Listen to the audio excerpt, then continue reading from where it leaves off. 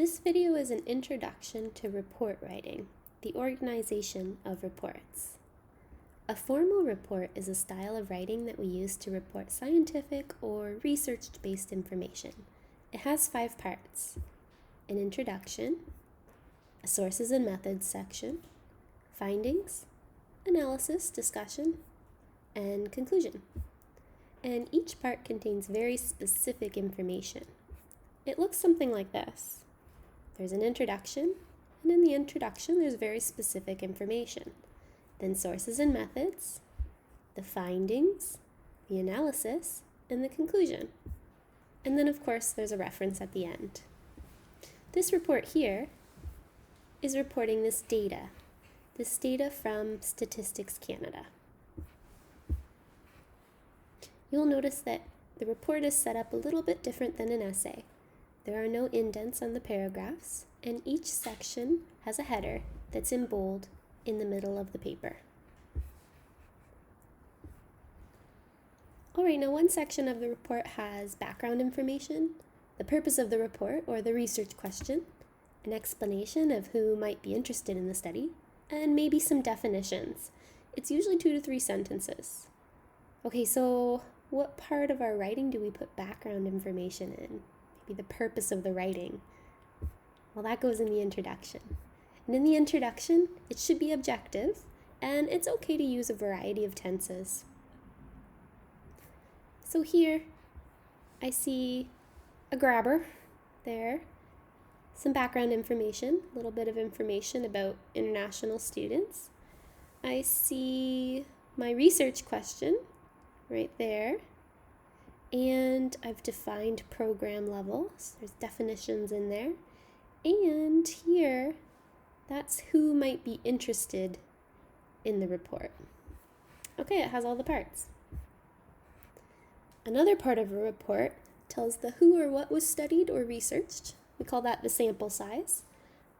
It talks about the size and description of the sample, the where, when, and how information was collected, and how the data was organized. It's about 3 to 4 sentences.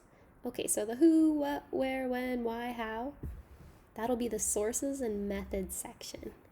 And in this section, you should be objective, but you'll probably use a lot of passive voice because you're describing how things were done. All right, here's the sources and methods section, and we have the who. We've got the post-secondary students here, the ones who are enrolled in the bachelor, master's, and doctoral programs. We've got the where, Canada. Okay, we've got the what. It was collected by the Post-Secondary Student Information System of Statistics Canada. We've got the when right there, and we've got how it was presented. It was presented in a table and displayed in a triple line graph, which we can see the table and the triple line graph there. Okay, the next section of the report is 2 paragraphs. It's a little bit longer. The first paragraph describes general trends, and the second paragraph will give specific information. And this is giving information about the findings. So what did the data in the graph show? This should be objective because you are reporting someone else's findings. If you were reporting your own findings, then maybe you could use I if you were the researcher, but you're not. You're reporting somebody else's findings. So be objective. You will probably use a lot of past tense because these findings were already found. These things already happened. Okay, so a general trend. Here the general trend is that there's more doctoral students in Canada than any other level of study, and there are fewer bachelor and master's level students, and there's a general upward trend in all programs. Okay, this is very general. The second paragraph here, that's where I get specific. I will give numbers, I will give years, I will give percents. I'll describe what the data is doing. Maybe it increased, maybe it slightly decreased, maybe it rose consistently. Okay, that's the findings section. The next section explains why. Reasonable, insightful explanations for the research findings. Maybe commenting on the sample size or the reliability of the data. Was the sample size good? Was it enough to give accurate information? And maybe present possible implications for the findings.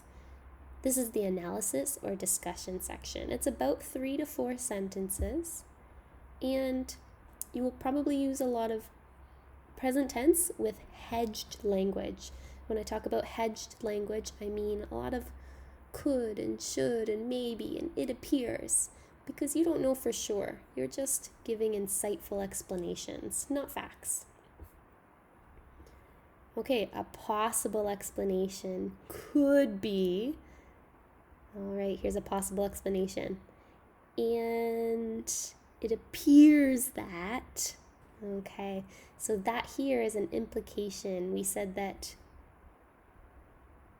this graph is, or this report is interesting to prospective international students or institutions. And this is how the information might affect the students or the institutions. Also, we've commented on the sample size here. We don't know the sample size. I can't tell it. I don't know how many people were studied. But I know that it's Statistics Canada, which surveys a great number of people in Canada. So I should still make a comment about the sample size there. And that's what goes in the analysis or discussion section. Okay, and then finally, you're going to summarize the important aspects and maybe make recommendations or predictions about the information. Yes, that's definitely the conclusion section there, where we're summarizing and making recommendations. And there might be a variety of tenses here.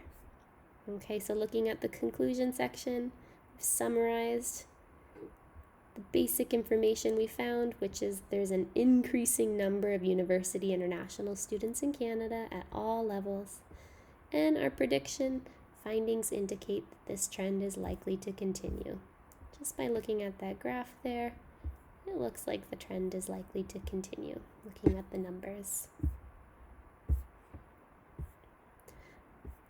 Okay, that is the organization of a report. Read that report, get comfortable with the organization, and we'll talk more about this next Monday.